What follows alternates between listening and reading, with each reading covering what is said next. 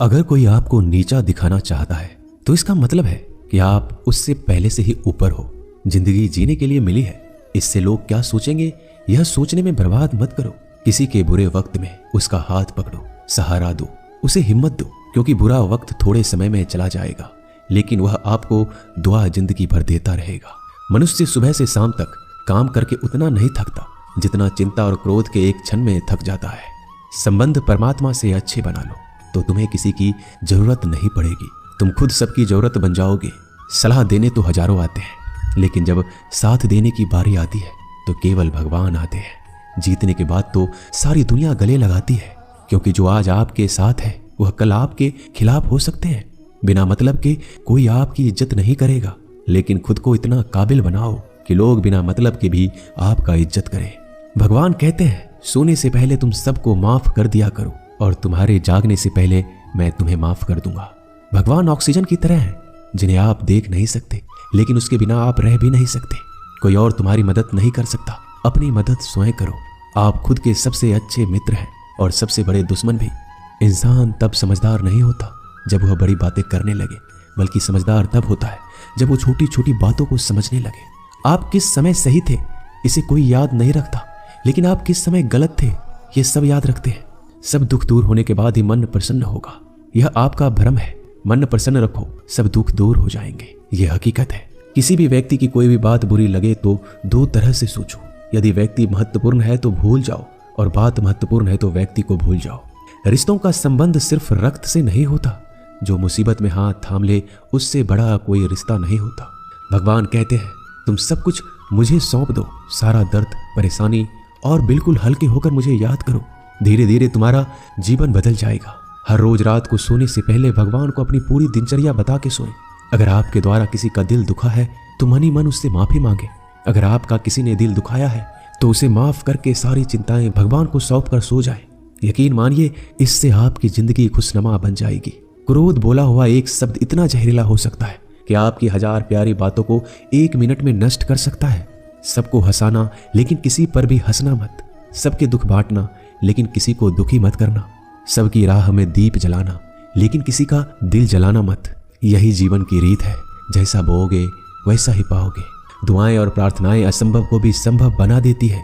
ईश्वर को ना हमारे तन की जरूरत है ना धन की, उसको तो बस पवित्र मन की जरूरत है। इसलिए वो हमें कुछ भी छोड़ने के लिए नहीं कहता, बस कहता है बच्चे मन से विकार छोड़ो, गंदे विचार छोड़ो। जो आने वाला है वो हमेशा गुजरे हुए कल से बेहतर होगा। यही एक सोच आपके जीवन में कभी निराशा नहीं होने देगी। झूठ कितना अजीब है, खुद बोलो तो अच्छा लगता है, दूसरे बोले तो गुस्सा आता है। खुशियां चाहे किसी के साथ भी बांट लो, पर गम हमेशा भरोसेमंद इंसान के साथ ही बांटना चाहिए। जीवन में समय चाहे जैसा हो, परिवार के साथ रहो तो सुख बढ़ जाता है, दुख हो तो बढ़ जाता है। सच्चा मित्र वही है जो उस समय में भी आपके साथ खड़ा हो जब सारी दुनिया आपके खिलाफ हो। आपके पास जितना भी है उसके लिए बार बार दिल से धन्यवाद कहें, हर वक्त कहें। यकीन मानिए जितना भी है वो जल्दी कई गुना हो जाएगा। प्रार्थनाएं और ध्यान इंसान के लिए बहुत जरूरी है, क्योंकि प्रार्थना में भगवान आपकी बात सुनते हैं और ध्यान में आप भगवान की बात सुनते हैं। श्री कृष्ण से कितना कुछ छूटा, पहले माँ छूटी, फिर पिता छूटे, फिर जो नंद किशोर मिले वो भी छूटे, संग साथी छूटे, राधा भी छूटी, गोकुल छूटा, फिर मथुरा छूटा। श्री कृष्ण से जीवन भर कुछ न कुछ छूटता ही रहा। नहीं छूटा तो वो था देवत्व, मुस्कान और सकारात्मकता। श्री कृष्ण दुखी नहीं उत्सव के प्रतीक है। सब कुछ छूटने पर भी कैसे खुश रहा जा सकता है, ये श्री कृष्ण से अच्छा कोई नहीं सिखा सकता। इसलिए हमेशा खुश रहें, सदा मुस्कुराते रहें। जीतने का मजा भी तभी आएगा जब लोग आपके हार का इंतजार करेंगे। गीता में लिखा है यदि कोई आपको अच्छा लगता है तो अच्छा वो नहीं, अच्छे आप हैं, क्योंकि उसमें अच्छाई देखने वाली नजर आपके पास है। अपनी पीड़ा के लिए संसार को दोष मत दो, अपने मन को समझाओ। तुम्हारे मन का परिवर्तन ही तुम्हारे दुखों का अंत है। सोच और नीयत अच्छी रखिए, फिर आपके कष्ट प्रभु स्वयं दूर कर देंगे। याद रखना, भगवान से कभी उम्मीद छोड़ना नहीं और दुनिया वालों से कभी उम्मीद रखना नहीं। सुख दुख एक सिक्के के दो पहलू है। जहां सुख होगा वहां दुख भी होगा, जहां दुख होगा वहां सुख भी होगा। इसलिए सुख दुख के बारे में बिना सोचे निरंतर अपने लक्ष्य को प्राप्त करने के लिए प्रयास करते रहना चाहिए। एक बात हमेशा याद रखना, किसी के सामने गिड़गिड़ाने से ना मोहब्बत मिलती है ना इज्जत। इसलिए अपने स्वाभिमान को जिंदा रखो। कोई अगर आपकी किस्मत में होगा तो आपके पास खुद ही चलकर आएगा। दूसरों को हराने का मौका मत दो, बस खुद को आगे ले जाने की जिद पालो।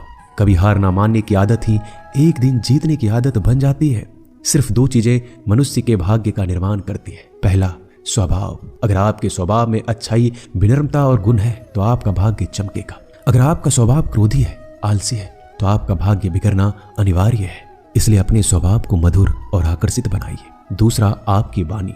बोलना तो आदमी 2.5 साल की उम्र में ही सीख जाता है, परंतु कब, कहां और कैसे बोलना है उसे यह जिंदगी भर भी नहीं समझ पाता। जिसे ये बोलना आ गया कि कब, कहां और कितना बोलना चाहिए, समझ लो उसे सफल होने के लिए कोई नहीं रोक सकता। पिता से बड़ा कोई सलाहकार नहीं, माँ की छांव से बड़ी कोई दुनिया नहीं, भाई से अच्छा कोई भागीदार नहीं और बहन से बड़ा कोई शुभ चिंतक नहीं। इस मतलबी दुनिया से कोई मतलब ना रखो, और मतलब रखना है तो अपने मतलब से मतलब रखो। दुआएं मांगने से किसका भला होता है? मिलता तो वही है जो हमने बोया होता है। तुम नीचे गिर के देखो, कोई नहीं आएगा उठाने। तुम जड़ा उड़कर तो देखो, सब आएंगे गिराने। एक बात हमेशा याद रखना, अगर शराब की दुकान पर बैठकर दूध पियोगे तो तुम्हें शराबी का ही दर्जा मिलेगा, और किसी मंदिर में बैठ के पानी भी पियोगे तो तुम्हें एक संत का दर्जा दिया जाएगा। इसलिए आप किसके साथ उठते बैठते हो, यह बहुत मायने रखता है। दोस्तों, आशा करता हूं कि आपने इस वीडियो से बहुत सारी सीख ली होगी। मिलते हैं जल्दी एक नए ज्ञानवर्धक वीडियो में। धन्यवाद। अपना ख्याल रखिएगा।